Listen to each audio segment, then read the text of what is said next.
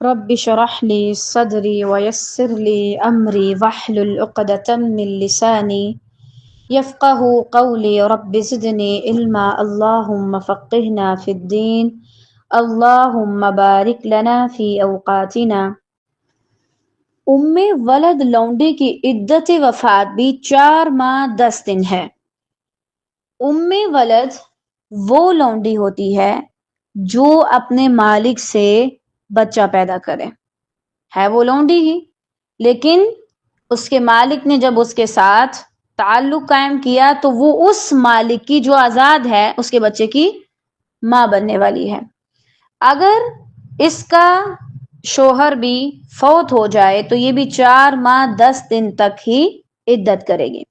وعن عمرو بن العاص رضی اللہ تعالی عنہ سے روایت ہے، قال کہتے ہیں، لا تلبسوا علینا، نہ خلط ملط کرو ہم پر، سنت نبینا ہمارے نبی صلی اللہ علیہ وسلم کی، عدت ام الولد ام ولد لونڈی کی، اذا توفی جب فوت ہو جائے، عنہا اس سے، سیدہا اس کا خامند، 4 اشہر و 10 4 ماہ 10 دن ہے۔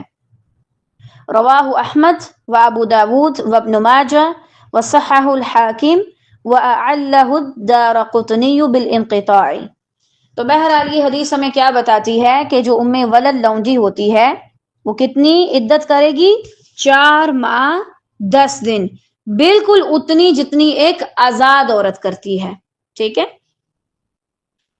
قروء اور اقراء کا معنی اور مفہوم، جو قرآن مجید میں اللہ سبحانہ وتعالیٰ نے ثلاثۃ قروء کا لفظ استعمال کیا ہے طلاق یافتہ عورت کے لیے، اس کی عدت کے لیے، اس کا کیا مطلب ہے؟ وعن عائشہ رضی اللہ تعالی عنہا سے روایت ہے، قالت کہتی ہیں، انما الاقراء الاطہار، اس کے سوا کچھ نہیں کہ یہ جو اقراء کا لفظ ہے یہ طہر ہے، یعنی یہاں سے مراد ہے طہر، وہ دن نہیں جب عورت کو پیریڈ آتا ہے، وہ دن جب وہ حیض سے پاک ہو جاتی ہے، غسل کر لیتی ہے، وہ مراد ہے طہر سے، ٹھیک ہے۔ لونڈی کو 2 طلاقیں ہوتی ہیں اور عدت 2 حیض، یعنی اسے صرف 2 حیض تک ویٹ کرنا ہوتا ہے، اس کے لیے اتنا زیادہ نہیں کہ ایک بار اسے طلاق دی پھر رجوع کیا، پھر طلاق دی پھر رجوع کیا، پھر طلاق دی پھر رجوع کر سکتا ہے۔ اس کو صرف اور صرف ایک بار طلاق دی، رجوع کر لیا، ٹھیک، دوسری بار دے دی اور رجوع نہیں کیا، خلاص ختم۔ وعن ابن عمر رضی اللہ تعالی عنہما سے روایت ہے، قال کہتے ہیں، طلاق الامتی، لونڈی کی طلاق، تطلیقتان 2 طلاقیں ہیں، وعدتها اور اس کی عدت، حیضتان 2 حیض ہیں۔ آزاد عورت کو 3 طلاقیں ہوتی ہیں اور 3 طہر تک اس کو جو ہے وہ عدت کرنی پڑتی ہے، لیکن جو لونڈی ہے اس کو 2 طلاقیں ہوں گی اور وہ 2 حیض تک، بس پتہ چل جائے کہ پریگننٹ نہیں ہے تو بس ٹھیک ہے، اور 2 حیض تک وہ اپنی عدت پوری کرے۔ وَأَخْرَجَهُ أَبُو دَاوُود وَالتِّرْمِذِيُّ وَابْنُ مَاجَہ من حدیث عائشہ رضی اللہ تعالی عنہا وصححہ الحاکم وخالفوہ فاتفقوا علی ضعفہ۔ لونڈی جو سابقہ مالک سے حاملہ ہو، نیا مالک اس سے جمع نہ کرے۔ اب یہ بات لونڈی کو ہی پتا ہوگی، مثلا پہلے وہ ایک کے پاس تھی، اس کی غلام تھی، اس نے اس کے ساتھ جمع کیا، اس کو بیچ دیا، اب وہ تو حاملہ ہے، اب نیا مالک جب اسے خریدے تو وہ اسے بتائے کہ مجھ سے جمع مت کرو، میں آلریڈی حاملہ ہوں، پرانے مالک کے بچے کی ماں بننے والی ہوں۔ اور اسی طرح جو آزاد عورت ہوتی ہے، اللہ تعالیٰ نے اس کو کیوں اتنے ٹائم کے لیے جو ہے نا وہ عدت کا کہا ہے، اس کی ایک حکمت یہ بھی ہے کہ جو پچھلے والا مرد ہے اگر اس کے کوئی بھی یعنی اس عورت کے اندر ذرات وغیرہ موجود ہیں تو وہ تب تک ختم ہو جائیں۔ وعن رویفع بن ثابت رضی اللہ تعالی عنہ سے روایت ہے، عن النبی و نبی صلی اللہ علیہ وسلم سے روایت کرتے ہیں، قال فرمایا، لا یحل نہیں ہے حلال لامرئ کسی مرد کے لیے، یؤمن جو ایمان لاتا ہے، باللہ اللہ پر، والیوم الآخر اور آخرت کے دن پر، ان یسقیا یہ کہ وہ پلائے، ماءہ اپنا پانی، زرع غیرہ غیر کی ذرات کو، کہ یعنی ایک کے بچے کی وہ ماں بننے والی ہے اور آپ اس سے اس حال میں جمع کریں، یہ درست نہیں ہے اور جائز بھی نہیں ہے، خاص طور سے مسلمان کے لیے۔ اگر کوئی واقعی میں اللہ پر ایمان لاتا ہے، آخرت کے دن کو مانتا ہے، تو وہ یہ قبیح حرکت نہ کرے۔ ہاں اگر وہی مالک جس کے بچے کی وہ ماں بننے والی ہے وہی دوبارہ جمع کرے تو پھر ٹھیک ہے، پھر غلط نہیں، کوئی اور مرد نہ کرے، چاہے وہ پھر اس کی غلامی میں ہو۔ مفقود الخبر شوہر کے لیے انتظار کی مدت 4 سال ہے۔ مثلا آپ کے شوہر کہیں باہر گئے اور آپ کو پتہ ہی نہیں چل رہا وہ کدھر گئے ہیں۔ ایک تو یہ ہے کہ کنفرم ہو جائے یا کچھ ایسی باقیات مل جائیں کہ اس کی ڈیتھ ہو چکی ہے، خدا نخواستہ کوئی کسی فیکٹری میں کام کر رہا تھا، وہاں پہ آگ لگی اور پتہ نہیں چلا کہ شوہر کدھر گیا، کہیں سے خبر بھی نہیں مل رہی اور یہ بھی کنفرم نہیں ہے کہ خدا نخواستہ جل تو نہیں گیا۔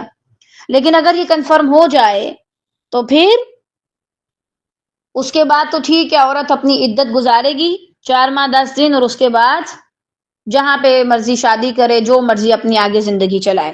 لیکن اگر کنفرم نہیں ہوا کہ وہ فوت ہو گیا، چاہے ہو گیا ہو، آپ کو کنفرم نہیں ہے، آپ پر لازم ہے کہ آپ 4 سال تک ویٹ کریں۔ 4 سال جب وہ نہ واپس آئے تب آپ کسی اور سے شادی کر سکتی ہیں، تب آپ کوئی اور معاملہ کر سکتی ہیں۔ اور ایسی صورت میں بیوی کے لیے عدت وفات 4 ماہ 10 دن ہے، یعنی 4 سال انتظار کرے اور اس کے بعد 4 ماہ 10 دن کی عدت کرے، پھر اس کے بعد وہ کسی اور مرد کے ساتھ نکاح میں رہ سکتی ہے۔ لیکن آپ پیچھے پڑ چکے ہیں کہ ایک بار جب ایک شخص تھا جس کی شادی ہوئی تھی آلریڈی اس عورت سے، تو اس نے دوسرے سے کر لی، نبی صلی اللہ علیہ وسلم نے دوسرے والے کو کہا کہ فارغ کرو اور پہلے والے کے پاس اسے رکھ دیا۔ تو اگر بعد میں وہ والا شوہر واپس آ جائے تو پھر یہ معاملہ ہوگا، لیکن اگر نہیں آتا تو پھر چاہے وہ زندہ بھی ہے، آپ کہیں اور جا کے شادی کریں۔ وعن عمر رضی اللہ تعالیٰ عنہ سے روایت ہے، فی امرأۃ المفقود مفقود کی عورت کے متعلق کہا، تربص 4 سنین انتظار کرے 4 سال، ثم تعتد پھر وہ عدت کرے 4 اشہر و10 4 ماہ 10 دن۔ اور دیکھیں اس کے اندر حکمت بھی ہے، ایسا تو نہیں ہے کہ بھائی اگر کچھ ماہ تک کسی کا پتہ نہیں چلا تو آپ بس سارے تعلقات ختم کر کے آگے نئے سرے سے شادی بھی کر دیں۔ انتظار کریں، کہیں نہ کہیں سے کوئی نہ کوئی خبر تو مل ہی جائے گی۔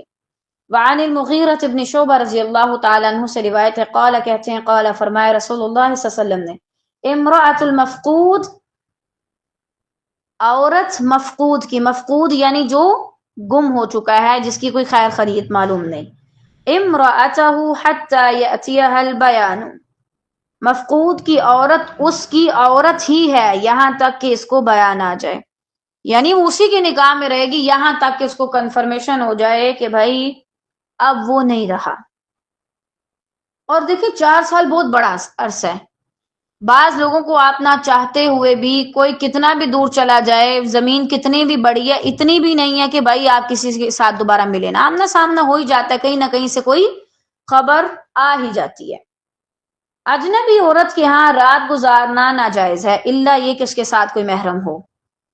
اب اس میں ہر طرح کی اجنبی عورت آتی ہے، چاہے دیور کے ساتھ بھابھی ہو، اس کا یہ مطلب نہیں کہ غلط نیت کے ساتھ اسلام منع کر رہا ہے کہ بھائی اگر کسی کی نیت ٹھیک ہے تو وہ رہے، نہیں، محرم کے بنا آپ رہ ہی نہیں سکتے۔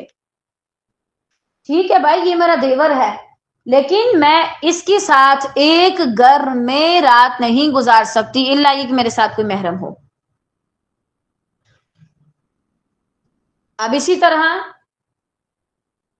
آپ کے خالو ہیں، آپ کے پھپھا ہیں، آپ کے اور ایسے رشتہ دار ہیں، ان سب کا یہی، بہنوئی ہیں آپ کے، ان کا بھی یہی عالم ہے. بھائی یہ تو میری بہن کے شوہر ہیں تو میں ان کے ساتھ گھومنے پھرنے چلی جاؤں، مزہ کروں، شاید جیجو کہتے ہیں، کیا کہتے ہیں. تو یعنی آج کل بڑا یہ ایک ٹرینڈ سا چلا ہے کہ بہن سے زیادہ اس کے شوہر کے آنے کی خوشی ہوتی ہے. میں نہیں کہتی غلط نیت سے، یعنی وہ اسے اپنے بھائی جیسا مانے جو بھی ہے، لیکن اسلام نے جو حدود رکھی ہیں وہی ہونی چاہیے. اور کوئی کتنا بھی پاک ہو نہیں رات گزار سکتا، کوئی نہ کوئی دل میں کھوٹ آ ہی جاتا ہے. اور آپ دیکھیں پھر کیا ہوتا ہے، یہ سچے کیسز ہوتے ہیں، پھر کوئی نہ کوئی چکر چل پڑتا ہے اور پھر بعد میں نقصان اٹھانا پڑتا ہے. ذلت علیحدہ کی معاشرے میں، دنیا آخرت میں ذلیل ہو جاتا ہے انسان، خاندان بھی اور یہ سارے رشتے بھی. وعن جابر رضی اللہ تعالی عنہ سے روایت ہے، قال کہتے ہیں، قال فرمایا رسول اللہ صلی اللہ علیہ وسلم نے، لا یبیتن نہ رات گزارے، رجل کوئی آدمی، عند امرأۃ کسی عورت کے پاس، الا مگر ان یکون یہ کہ ہو ناکحا نکاح والا، او ذا محرم یا محرم ہو. اب اس کا یہ مطلب نہیں کہ عورت بیچاری اکیلی سوئے نہ، اس کے ساتھ محرم ہونا چاہیے، ایسی بات نہیں ہے. یعنی مرد اور عورت اگر نہ محرم ہے تو وہ ایک جگہ پر نہ رہیں. اور آپ کو پتہ ہے رات کے بہت سے شر ہوتے ہیں، اللہ معاف کرے، اللہ بچائے سب کو خیر سے. رات کے بہت زیادہ شر ہوتے ہیں، ہر چیز کو اس نے ڈانپ لیا ہوتا ہے، اور تبھی شیاطین اور انسان کے اندر کا شیطان بھی جاگ اٹھتا ہے، چاہے وہ کتنا ہی نیک کیوں نہ ہو. اور آپ دیکھیں اسی لیے جب لڑکیاں لڑکوں سے باتیں بھی کرتی ہیں، چاہے کتنی تمیز کے دائرے میں رہ کے کریں، آپ لڑکیوں سے پوچھ لیں رات کے ٹائم اگر کوئی لڑکا ان سے بات کرتا ہے تو وہ کیسی نازیبا گفتگو کر رہا ہوتا ہے. رات کے اندر شر ہے، اس لیے اتنی زیادہ تاکید کے ساتھ یہاں رات کا لفظ استعمال کیا گیا. رات کو بہت پرائیویسی ملتی ہے انسان کو، اور اس تنہائی میں اگر شیطان آ جائے تو پھر انسان بھول جاتا ہے کہ وہ کسی رب کو ماننے والا ہے. وعن ابن عباس رضی اللہ تعالی عنہما سے روایت ہے، عن النبی، وہ نبی صلی اللہ علیہ وسلم سے روایت کرتے ہیں، قال فرمایا، لا یخلون ہرگز نہ اکیلا رہے، رجل کوئی آدمی، بامرأۃ کسی عورت کے ساتھ، الا مع ذی محرم مگر کسی محرم کے ساتھ. اور واللہ اگر آپ کو بلا وجہ کوئی زبردستی کہتا ہے نا سفر کرو، آپ مت کریں. یا میرے بھائی کو ساتھ بھیجیں، شوہر ہے تو وہ ساتھ جائے، بچے ہیں تو وہ ساتھ جائیں، مجھے کسی غیر محرم کے ساتھ جانے کی قطعی ضرورت نہیں. اور یہ خیال آپ تب بھی رکھیں جب آپ بڑی عمر کو پہنچ جائیں. مثلا آپ کی بچیاں 15 20 20 سال کی ہیں، تو بھی آپ یہ نہ کہیں کہ بھائی میں بہت زیادہ بوری ہو گئی ہوں. چاہے آپ 50 سال کی ہیں، اگر آپ کے جسم میں طاقت ہے اور آپ ایک اچھی خاصی عورت ہیں تو پھر اس چیز سے بچیں. لونڈی کے متعلق ایک ضروری ہدایت کہ استبراء رحم کے لیے ایک حیض کا انتظار واجب ہے. انتظار کیا جائے کہ کہیں یہ جو لونڈی ہے وہ ایسے تو نہیں کہ پریگننٹ ہو، ٹھیک ہے. وعن ابی سعید رضی اللہ تعالی عنہ سے روایت ہے، ان النبی، بے شک نبی صلی اللہ علیہ وسلم نے، قال فرمایا، فی سبایا قیدیوں کے بارے میں، اوطاس کے، لا توطأ نہ صحبت کرے، حامل کسی حمل والی سے، حتی یہاں تک کہ تضع وضع حمل نہ ہو، یعنی اس سے پہلے آپ اس کے ساتھ جمع نہ کریں، ٹھیک ہے. ولا غیر ذات حمل اور نہ بغیر حمل والی کے، حتی تحید حیضۃ یہاں تک کہ اس کو ایک حیض آ جائے. جب حیض آ جائے اور پتہ چل جائے کہ یہ تو پریگننٹ ہی نہیں، پھر آپ اس کے ساتھ تعلق بنا سکتے ہیں. اور آپ دیکھیں اس سے آپ کو کیا سمجھ آ رہا ہے کہ زنا کتنی بڑی زحمت ہے. اللہ تعالیٰ اس چیز سے بچا رہے ہیں، چاہے 9 ماہ تک انتظار کرنا پڑے کہ ایک ٹائم پہ ایک عورت کے ساتھ ایک ہی مرد تعلق بنائے. یہ نہ عورت کے لیے ٹھیک ہوتا ہے نہ مرد کے لیے ٹھیک ہوتا ہے. آپ انسان ہیں، حتیٰ کہ جانور بھی اس چیز کا خیال رکھتے ہیں، وہ بھی پیر میں ہیں سوائے سور وغیرہ کے. تو جو لوگ کرتے ہیں زنا خدا نہ خواستہ، پھر اس کا کتنا زیادہ نقصان ہوتا ہوگا. اور اگر خدا نہ خواستہ ہر ہفتے یا کئی لوگوں کو اتنی بیماری ہوتی ہے کہ وہ روز بھی آ جا رہے ہوتے ہیں ایسے علاقوں میں جہاں پہ زنا کے اڈے ہیں. ایسا شخص اگر 30 کا ہوا تو آپ کو لگے گا 60 کا. نہ اس کی کوئی طاقت بچتی ہے، نہ یہ کوئی کام کر سکتا ہے، کسی کام کا نہیں رہتا ایسا انسان.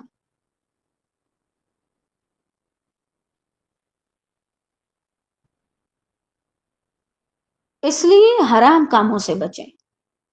حرام کام صرف کچھ سیکنڈ کے لیے آپ کو لذت دیتے ہیں، وہ آپ کی ایمانی طاقت بھی لیتے ہیں، جسمانی طاقت بھی لے جاتے ہیں، روحانی طاقت بھی، اور آپ کو بالکل خالی کر کے چھوڑ دیتے ہیں. کچھ سیکنڈ کی لذت کے لیے انسان اپنے ایمان کو، اپنے جسم کو، اپنی ہر چیز کو برباد کر رہا ہے. اور وہ عورتیں بھی خدا کا خوف کریں جو باقاعدہ زنا کے اڈوں پر جاتی ہیں. واللہ بھوکھی مر جاؤ، مر جاؤ، اس طریقے پر ہو جاؤ کہ تمہارے جسم میں خون کا ایک قطرہ بھی نہ بچے، مر جاؤ. اس طریقے سے مر جاؤ کہ زمین پہ پڑے پڑے بس تمہیں پتہ ہی نہیں وہاں پہ تمہارے ساتھ کیا ہوا. اس سے بہتر ہے کہ تم طرح طرح کے مردوں کو اپنی طرف آنے کی دعوت دو اور ان کے ساتھ رات گزارو، اور پھر ان سے حرام کی کمائی لو اور وہ لعنت اپنے پیٹ میں بھرو. اور بڑے شہروں میں یہ بڑا عام ہے. پچھلے دنوں کسی کی کال آئی ہوئی تھی، انہیں ہاسٹل کے لیے جگہ چاہیے تھی. ہم سے بات کر رہے ہیں، ہم نے پوچھا، ظاہری بات ہے آپ کو پوچھنا پڑتا ہے کہ آپ کیا کام کرتے ہیں. کہتے ہیں ہم تو یہ والا کام کرتے ہیں. استغفر اللہ، ہم حیران کہ آپ ہٹی کٹی عورتوں کی کام کیوں کریں؟ کیا کریں بھائی، پیسہ چاہیے ہوتا ہے. استغفر اللہ، اللہ معاف کرے. اور آپ کبھی ان کی شکلیں دیکھیں، ہوش نہیں ہوتی ان کو، کچھ نہیں ہو سکتا ایسے لوگوں سے. بڑی بے حد ہے، 40 سال کی عمر تک کیسا بھی جوان مرد ہو یا عورت ہو، زیادہ ان کے اندر یہ والا کیڑا ہوتا ہے. اس کے بعد آہستہ آہستہ ہر چیز اپنے اختتام کی طرف جاتی ہے. اور آپ دیکھیں کچھ سالوں کی زندگی جو چند سال ہیں آخرت کے مقابلے میں وہ 10 منٹ بھی نہیں بن رہے، آپ کی پوری زندگی بھی اگر ملا لی جائے تو. اور آپ اللہ کو ناراض کر گئے، حدود توڑ گئے. صبر کرنا سیکھ لیں، صبر آپ کو جنت تک پہنچا دے گا انشاءاللہ. اور جو صبر کرتے ہیں اللہ اس کے ساتھ ہوتے ہیں. اور اسی طرح وہ لوگ جو حرام چیزیں دیکھ دیکھ کے اپنی خواہش کو پورا کرتے ہیں، ان کا بھی یہی حال ہوتا ہے. ہم کہتے ہیں نا یہ ہمارے بچوں کو ہوش کیوں نہیں آ رہی، پتہ نہیں، پڑھتا بہت ہے، کام بہت کرتا ہے. کچھ بھی کر لیں، اتنا آپ کے دماغ کو خدا نہ خواستہ کینسر جو ہے نقصان نہیں دیتا جتنا آپ کو ایک 5 منٹ کی غلیظ ویڈیو دیکھنا آپ کے دماغ کو نقصان دیتا. اپنے بچوں پر خاص توجہ رکھیں. اگر کوئی بچہ ایسا نا اپنا موبائل نہیں دکھاتا، اس کا موبائل لازمی چیک کریں، توڑ دیں، مت لے کے دیں انہیں ایسے کھلونے جو ان کی آخرت کے ساتھ کھیل جائیں. ہم کہتے ہیں یہ تو بچہ ہے، بچہ ہے. آج سب ذرا جا کے چیک کریں کہ آپ کے موبائل میں ٹک ٹاک ہے. ایسی کوئی غلیظ ایپ ہے یہ کہ آپ اسے صرف کام کے لیے کھول سکتے ہیں. ویسے اگر آپ اسے کھولیں گے تو کبھی نہ چاہتے ہوئے بھی کوئی نہ کوئی ایسی ویڈیو آ جاتی ہے.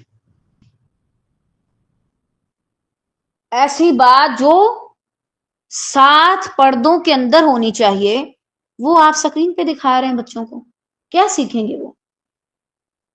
اور اگر آپ کے بچوں کو کمنٹ پڑھنے کی عادت ہے تو واللہ وہ تو بگڑ گئے. پھر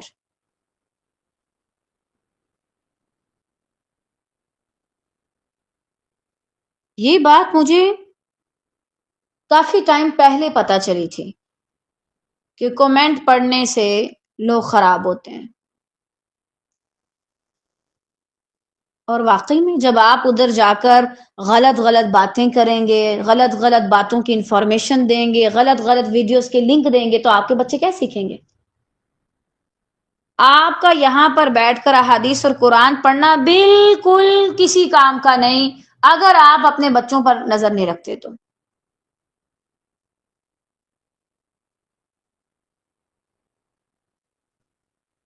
اللہ تعالی رحم کرے۔ پاکستان سب سے پہلے نمبر پہ ہے غلیظ ویڈیوز دیکھنے میں، دیکھ دیکھ کے تو اپنے آپ کو پاگل کرنا، اپنا دماغ خراب کرنا، اور ہر وقت اس عجیب سی الجھن میں رہنا۔ یہ چیزیں انسان کی خواہش کم اور ضرورت ہے، اور ضرورت ایک حد تک انسان کو ہوتی ہے، ضرورت تھوڑی سی مقدار میں ہوتی ہے۔ اگر آپ اس کو خواہش بنا کے سر پہ سوار کر لیں گے تو یہ آپ کو کسی کام کا نہیں چھوڑیں گے۔ وَلَهُ شَاهِدٌ عَنِ ابْنِ عَبَّاسٍ رضی اللہ تعالی عنہما فِي الدَّارِقُطْنِيِّ، بچے کا نسب ہمیشہ نکاح والے سے ہی جڑتا ہے۔ وعن نبی ہریرہ رضی اللہ تعالی عنہ سے روایت ہے، ان نبی و نبی صلی اللہ علیہ وسلم سے روایت کرتے ہیں، قال فرمایا، الولد للفراش، بچہ بچھونے والے کا ہے، یعنی جس کے بستر پر پیدا ہوا۔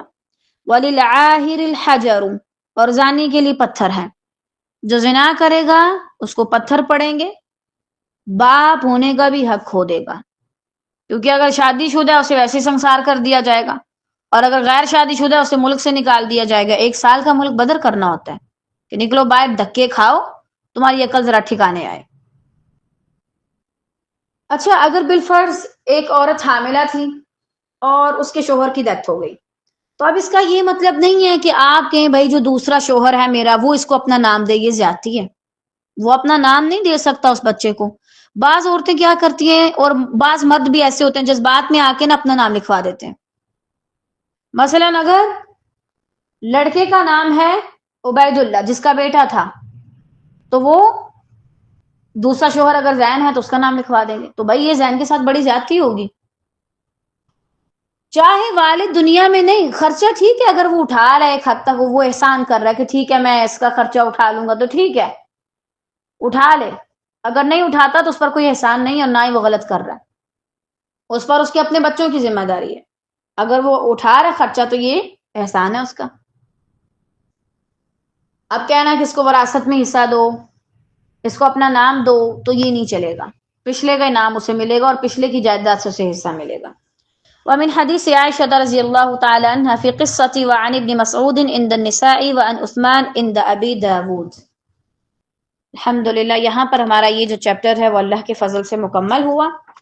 آپ لوگوں نے لازماً اس میں دھیان رکھنا ہے، اور ایک ایک چیز کو الگ الگ طریقے سے اپنے پاس نوٹ کر لینا ہے تاکہ آپ کو یہ بھولے نہ۔ بارک اللہ فیکن، اللہ تعالیٰ آپ سب سے راضی ہو۔ اور طالبات لازماً اگر آپ کے پاس سوشل اکاؤنٹس ہیں تو ان پر یہ چیزیں مینشن کر کے اپلوڈ کریں، قرآن اور حدیث کے ذریعے، اور نقصانات کے ذریعے بھی، کہ اگر آپ واہیات قسم کی ویڈیوز دیکھتے ہیں تو اس کا آپ پہ کیا اثر پڑتا ہے، اور ان کو ساتھ میں یہ بھی مینشن کر دیں کہ ٹھیک ہے کچھ ٹائم کے لیے آپ کو بڑا اچھا لگے گا، لیکن اس کے بعد آہستہ آہستہ کر کے آپ دنیا اور آخرت کسی کام کے نہیں رہیں گے۔ یہ لازماً ان چیزوں کے بارے میں آگاہی ضروری ہے۔ بارک اللہ فیکن، آج کے لیے اتنے کافی ہے۔